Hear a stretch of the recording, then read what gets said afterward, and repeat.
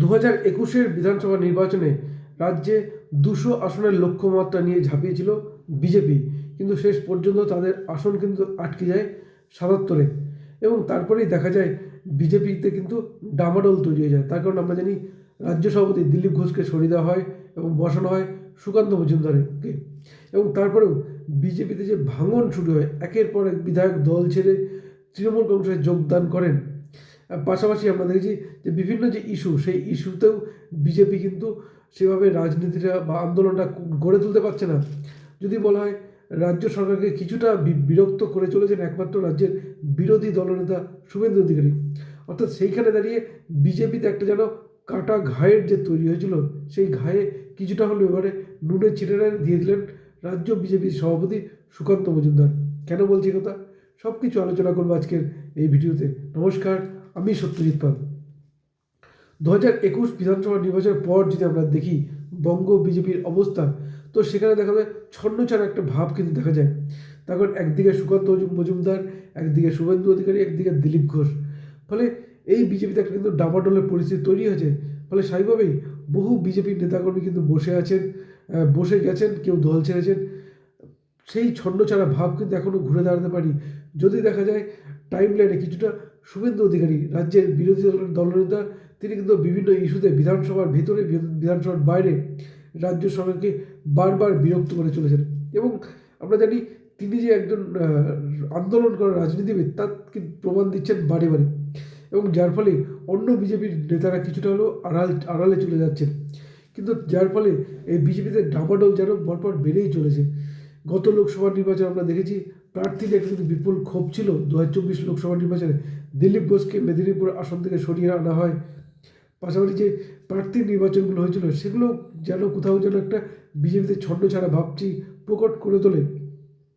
এবং যার ফলে এবারে যেটা সামনে আসছে সেইখানে বলা চলে যে ছন্নছাড়া ভাব সেখান থেকে ঘুরে দাঁড়ানোর একটা কিন্তু চেষ্টা করছিল বিজেপি, যেখানে অমিত শাহ এসেছিলেন 1 কোটি সদস্যের লক্ষ্যমাত্রা দিয়েছেন এবং তাতে কিন্তু ঝাঁপিয়ে কিন্তু ধারে কাছে পৌঁছাতে পারেনি।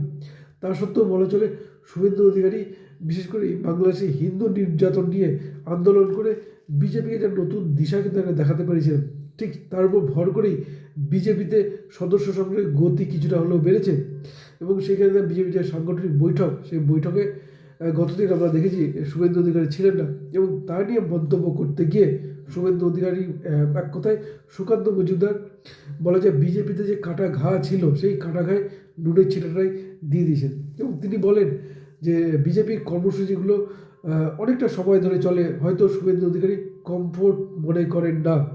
এই যে মন্তব্য, কমফোর্ট মনে করেন না, পাশাপাশি তিনি বলেন তিনি অনেক বড় নেতা। এক কথায় এই কথা ব্যঙ্গ বিদ্রুপের সুরেই বলেন যে অনেক বড় নেতা, অনেক কর্মসূচি থাকে। ফলে এই যে তার এই মন্তব্য, তা নিয়ে কিন্তু তোলপাড়ে যে গোটা রাজ্য রাজনীতি। যদিও দক্ষ রাজনীতিবিদের মতো শুভেন্দু অধিকারী কিন্তু এই মন্তব্য এড়িয়ে গেছেন যে এর উত্তর সুকান্ত মজুমদার দিতে পারবেন। তিনি যদি কোনো মন্তব্য করতেন তাহলে বিজেপিতে ডামাডোল আরও প্রকট হয়ে উঠত, কিন্তু শুভেন্দু অধিকারী তিনি কিন্তু এড়িয়ে গেছেন। কিন্তু প্রশ্ন যে সুকান্ত মজুমদার এরকম নাবালকের মধ্যে মন্তব্য করতে গেলেন কেন? যে শুভেন্দু অধিকারী কমফোর্ট মনে করেন না, বিজেপির সাংগঠনিক বৈঠক অনেকক্ষণ ধরে চলে, তিনি কনফার্ম এই কথাটা কেন বলতে গেলেন? প্রশ্ন হচ্ছে তাহলে কি কোথাও কি শুভেন্দু অধিকারী কোণঠাসা করার চেষ্টা বা নিজেকে টাইমলাইন নিয়ে আসার চেষ্টা? এই প্রশ্ন কিন্তু উঠে আসে। তার কারণ আমরা জানি যে 26-এ যে নির্বাচন রয়েছে, বিধানসভা নির্বাচন, বিজেপি কিন্তু ঝাঁপিয়ে পড়েছে। একদিকে সদস্য সংগ্রহ, অন্যদিকে বিশেষ নেতাদের এক ছাতার তলে নিয়ে আসা। কিন্তু সেইখানে দাঁড়িয়ে সুকান্ত মজুমদার এই মন্তব্য কিন্তু অত্যন্ত গুরুত্বপূর্ণ।